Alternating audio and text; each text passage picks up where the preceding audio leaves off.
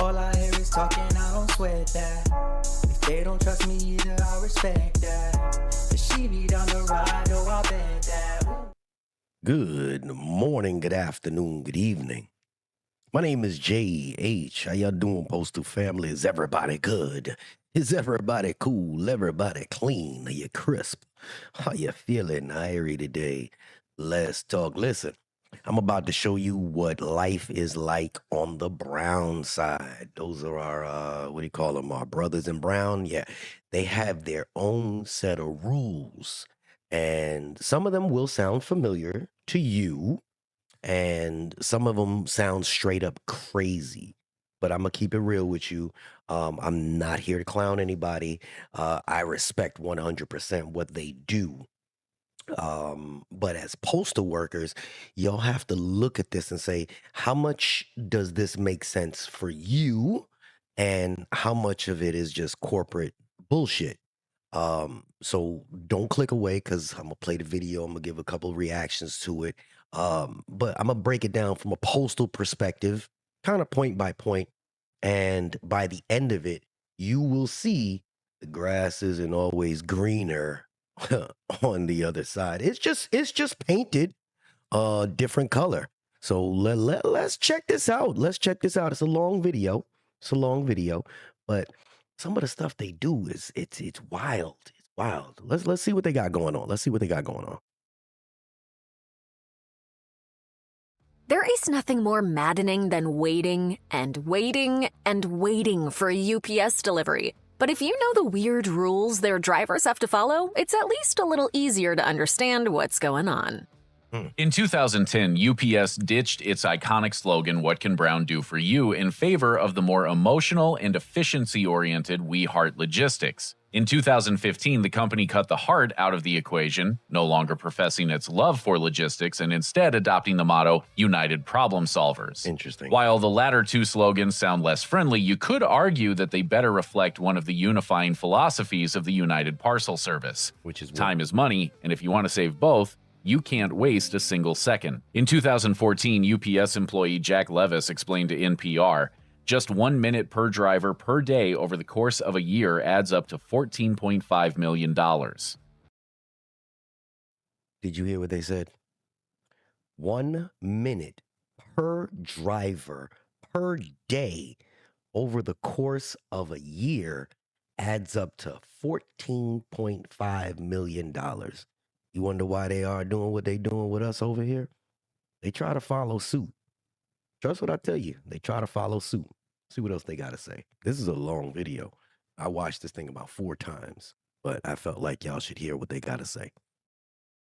What we got going on here. The pressure to shave off minutes from deliveries is increased by the number of stops UPS makes. For instance, according to the Chicago Tribune, in 2017, the company was slated to deliver 750 million packages worldwide between Thanksgiving and Christmas alone. That's cute. To ensure the fastest deliveries humanly possible, and perhaps even superhumanly possible, UPS equips its trucks with sensors that track every movement a driver makes. According to the Atlanta Journal-Constitution, trucks aren't air-conditioned because the average UPS delivery person opens their cargo bay doors 130 times a day. Similarly, during deliveries, drivers leave the passenger door open in order to make leaving the vehicle more efficient. Considering how often the doors are open during deliveries, it makes financial sense not to equip delivery vehicles with air conditioning. But that reasoning seems to assume the drivers won't stop mid-delivery to cool off on those long summer days when the sun seems determined to boil you alive. The fun This is fuck. the bullshit right here. If you live in a Florida zip code and have So I don't pay for the other bull stuff, so let's keep going. They don't have air condition because of they feel like the people are gonna open the door 1,000 times. That's wild. That's madness. But that's their mindset. That's their mindset. According to NBC News, UPS drivers have recorded temperatures in the truck as high as 152 degrees, and as Live Science notes, Hyperthermia sets in for most people after only about 10 minutes in extremely humid 140-degree people heat. need to hear this. NBC also reports that various medical records and interviews showed that UPS workers have convulsed, fainted, and landed in the emergency room with heat-induced kidney failure. Yep. So while UPS's candy bar-colored trucks won't melt, the humans steering them probably feel like they're drowning in hot chocolate when Mother Nature cranks up the heat. In August 2016, 59-year-old James Klink suffered heat stroke and kidney failure after several consecutive days working in his brutally hot truck. He spoke to NBC about his terrifying experience. My vision was blurred. I was seeing stars. I was throwing up. I just honestly could not drive that vehicle safely anymore. In 2018, Klink's wife Teresa started an online petition demanding that UPS provide air-conditioned trucks for its drivers. The company expressed appreciation for its drivers' efforts, but noted that, quote, working outdoors throughout the year is the nature of the job. UPS only keeps a small fleet of air-conditioned trucks for trips that cross the California desert. But that's no consolation to drivers in other trucks when every road feels like a flaming desert and their minds start to play tricks on them. UPS is a well-oiled machine, and as the cogs behind the wheel, drivers are expected to be as efficient as mechanically possible. The obvious problem with treating people like machine parts is that they aren't hardwired to function like robots. Employees need time for basic human functions, like refueling their bodies and, when nature calls, using the bathroom, which is something most robots don't have to worry about. That's disgusting. Listen to trucks. In 2015, an anonymous UPS driver identified as Bill told The Nation that something as simple as using the restroom was considered, in his words, stealing time from the company. Bathroom visits weren't the only kind of waste the company frowned upon. Bill also said, if you turn the truck on before you put on your seatbelt, that's wasting gas. Sensors recorded when his foot was on the brake, how far he backed up, everything. And UPS isn't alone in monitoring every millisecond of an employee's day. In 2013, FedEx warehouse employee Reynalda Cruz suffered inflammation in her arm because of a scanner that tracked her every movement, and when she slowed down because of the pain, she was ordered to speed up. Similarly, according to The Verge, Amazon automatically tracks warehouse workers and fires them for not meeting productivity quotas. Unfortunately, when companies obsess over cutting costs, staff members often pay the price and, in the end, do you really want your packages delivered by an overworked and underappreciated employee? Sounds broken. Most likely, sir. I'll bet it was something nice, though. Driving for UPS isn't a simple job. If anything, what you're seeing here is they treat their people like robots. Wonder why they get paid the money that they get paid? Because they treat them like robots. Now, some of y'all are like, well, yeah, it's good. Now, I get it because it's a company. That little statement about, they knew that they were going to be working a job like this. That's their excuse why they're not giving people air condition. That shit is wild. That's wild. But, hey, as you're watching this, you leave your comments and it's just mind-blowing. It's mind-blowing to me. It is. Let's see what else they got to say, because they got a boot camp. They got all kind of silliness here. Take a look. even the most passionate UPS driver would tell you it's a complex career that requires you to learn the so-called 340 methods. That also means, naturally, that UPS driving isn't a job where you just fill out an application, smile at the manager, watch PowerPoint presentations, and receive the keys. You have to go through UPS boot camp. Once you've finished some online coursework, you're sent to one of UPS's training facilities, and depending on what position you're gunning for, these hardcore classes last from 5 to 9 days. What do they teach? Hazard avoidance and management, of course. New workers are trained to be the safest drivers on the road. Efficiency rules are etched into every driver's brain. Trainees learn how to load trucks the fastest way possible, and most amusingly have to run through a slip and fall course where they learn how to move quickly across ice without falling. And so the name of the game is efficiency, from the warehouse to the roads. Every UPS driver has been through serious training at Integrad, so they definitely know their stuff. If someone were to first tell you that UPS drivers have to follow strict rules as far as how they climb in and out of their vehicles, you'd probably think it was insane. Unlike some of UPS's other methods, though, the requirement for drivers to follow the so-called 3 points of contact routine is actually a good safety measure. That is. What this means in practice is that when a driver gets in or out of their truck, they should have one hand on the handrail, one foot on the step, and another foot on the ground every time without fail. Doing this consistently reduces stress on the ankles. Keep in mind, UPS drivers have to do this hundreds of times a day. Using improper posture could do a surprising amount of damage. Absolutely. In general, 3 points of contact is the safest way to enter or exit trucks, and the multiple anchor points inherent to this method lowers the impact of injuries caused by slips and falls. Consider, if you have one foot on icy ground and it slips, your hand on the handrail will catch you, as will your foot on the non-slippery step. I get it. UPS drivers operate on strict time limits, and that means it can be really difficult to find the time to do essential human tasks like, taking a pee. It's generally recommended for UPS drivers to plan their bathroom breaks. For example, if you've got to load up on gas, that's a great time to visit the bathroom.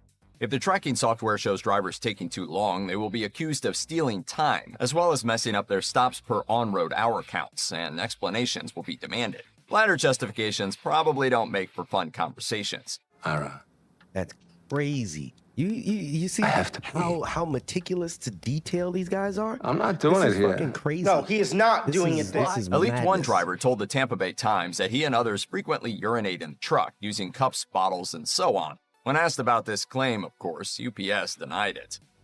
Yeah, right. What if I See, told you that's- this dish? See, that's that bullshit right there. When you have situations like that, and the UPS people saying, "Oh no, they're gonna deny," "Oh, these people actually do not piss in the trucks." I mean, that's common knowledge with any delivery service. Nobody can. Your body doesn't wait on a specific time to piss. It doesn't. It doesn't. But let them tell it. See, they want to treat people like robots, but they have to get back into the reality that there has to be some human empathy first. UPS, the first image that pops to mind is probably a big brown truck. However, if you work for UPS, you better not call it a truck. For those on the inside, these boxy vehicles are strictly referred to as package cars. To be fair, it's unlikely that if a driver calls the vehicle a truck, they'll be reprimanded. However, UPS takes their package cars seriously, and they're also serious about calling them package cars, as seen in their promotional materials highlighting the evolution of the vehicle over the past century. Whatever. If you've ever imagined that one day you might have a UPS package car of your own, forget it. Never. UPS takes intensive care to make sure nobody gets a retired vehicle. Most of them are turned into scrap metal once a company has finished using them. I get it. Not too long ago, UPS required all drivers This to is carry the car madness right keys on here. their ring finger. You can probably guess the reasoning. Unlike you, who spends 20 minutes searching for your keys every time you leave the house, UPS didn't want their drivers to waste any time with such nonsense. Everything about Hope you time, like man. walking, Everything though, about damn time. because I took your Because car keys They want to make and sure that flushed them every down the second toilet. is covered. Every single second. And so if the keys are always on the ring fingers, the keys never get lost. This rule also enabled drivers to position the key with their index finger, put the car in ignition, and pull it out in one swift motion. These days, though, the ring finger rule is gone. It's not that UPS got more lax about it, but rather that technology evolved. And they realized it sped up the process even further if the regular keys were replaced with fancy schmancy key fobs. The switch to fob saves UPS 2 seconds per delivery, for a grand total of 6 minutes a day. Another plus to fobs, Crazy. UPS drivers now snap them to their belts so they should never get lost. When UPS boasts about their 340 methods, it applies to a lot of details that you might This think is are just some mundane. petty- Every one of these methods has been studied and tested for decades and proven to shave seconds off of every delivery to ensure that the about company can seconds. squeeze out as many deliveries as humanly possible. One of these methods, indeed, is all about where the driver keeps their pen. A This tiny fucking detail pen. is simple enough. If A you're a pen. driver, you must keep your pen in your pocket. Which one? Depends on hand dominance, of course. Left-handed drivers must keep their pen in their right pocket, and right-handed ones need to use the left pocket. That's breast pockets only, by the way. While taken on its own, this rule would seem ridiculously fussy. The fact that it functions alongside hundreds of similar such policies points toward the ethic of UPS as a whole, which is a company that prizes efficiency above all else. Right. Has your local UPS driver ever been frustrated about how narrow your driveway is, or the Not fact supposed that to there be are in the so damn many driveway. cars parked in it that they have to switch into reverse in order to get out? UPS policy discourages drivers from backing up as much as possible. A So little do backing ours. out is bad enough, and long backouts are especially frowned upon, according to drivers posting their own experiences on the Brown Cafe message board. The reason for this anti-backup agenda is, of course, safety related. As you probably noticed, whether from the time your parent backed up into the mailbox or the time you backed up into your favorite tree, reversing a vehicle often causes accidents. We have more people on the roads. We have more road construction. There's nothing wrong with that. That is a legitimate safety concern out there, and the drivers will tell you this. Unless you think that you can convince your UPS driver to back up on your driveway by using your unbeatable charm, think again. No. Since a driver's vehicle tracks their every move, their superiors will come down hard on them anytime the computer records them as going into reverse. One truck driver told NPR, they know exactly how many times you back up and where you're backing up. And they also know the distance. They know how far you're backing and the speed that you're backing at. Most of the stricter UPS rules come straight from UPS. At least one rule, however, comes from higher up the chain, and it's a good rule, which UPS has previously tried to flout. Who could be more powerful than UPS, you ask? The United States Department of Transportation, who strictly... So far, you see how they're acting, what they're doing, what they're not doing. How many of y'all so far would really think that you'd last over there? Wonder why those people are making $40+ an hour. Let's continue. They're talking about no left turns. Now, I heard this before with different companies, but they explain this a little bit better than I can convey this message. So let's see what they got to say.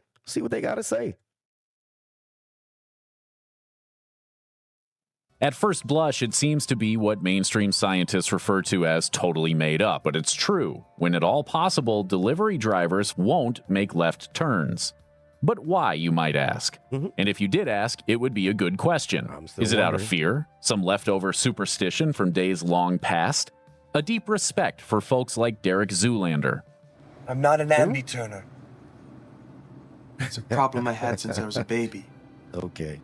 Can't turn left. Really? Well, prepare to be flabbergasted and get ready to have your mind blown, because it turns out that the reasoning is actually grounded in genuine logic, reason, and science.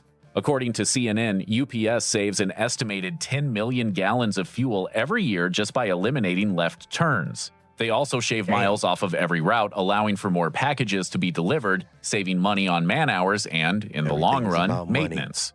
The grand total? By their own estimates, they save somewhere between $300 and $400 million per year by finding the most efficient delivery routes designed around never making a left turn. Wow. Yes, it sounds impossible, but the folks at Mythbusters actually tested the theory that skipping left turns could save on fuel and found that, in a single route, a truck making exclusively right turns used around a third less fuel than one that sat waiting to take a left. So should we all be avoiding left turns in our daily lives in an attempt to see what Brown can do for us? Funny you should mention it, but as a matter of fact, yeah, we probably should. See, as it turns out, left turns are kind of the bane of modern traffic, at least in parts of the world where people drive on the right side of the road. And that's about 65% of all drivers worldwide, so it's a pretty big deal. Think about your daily commute. Turning right is quicker, since you can generally do it at a red light. There's also the matter of safety. In 2014, the Washington Post reported that more than 50% of crossing path collisions involved a left turn, while less than 6% involved hanging a right. I learned something More shockingly, over a third of fatal motorcycle accidents were due to an automobile unexpectedly making a left-hand turn in front of the biker. Through the use of routing software programmed to eliminate as many left turns from their drivers' daily grinds as possible, UPS minimizes the risk of their employees causing congestion or being involved in potentially deadly accidents. And both of those are even bigger wins than saving a few $100 million. While the idea of nearly eliminating an entire direction of travel from a delivery driver's arsenal might seem novel, it's actually a method that the company has been using for decades. CNN reported that UPS has been utilizing a right-turn-heavy system since the 1970s. Since then, they've developed a routing optimization software program called Orion that, by comparison, makes your GPS look like an old-timey farmhand giving you directions. Orion, which took more than a decade to develop, takes insane amounts of data that most mapping software wouldn't consider, making thousands of calculations per minute to create the most efficient multi-point route possible. The results? According to UPS, millions of dollars saved and a reduction of 100,000 metric tons of carbon emissions per year, leading to cleaner air for everyone. Strange, but true. I feel like I'm taking crazy pills! I could dig it. All I hear is talking, I don't sweat that. If they don't trust me either, I respect that. Cause she be down the ride, oh, I bet that.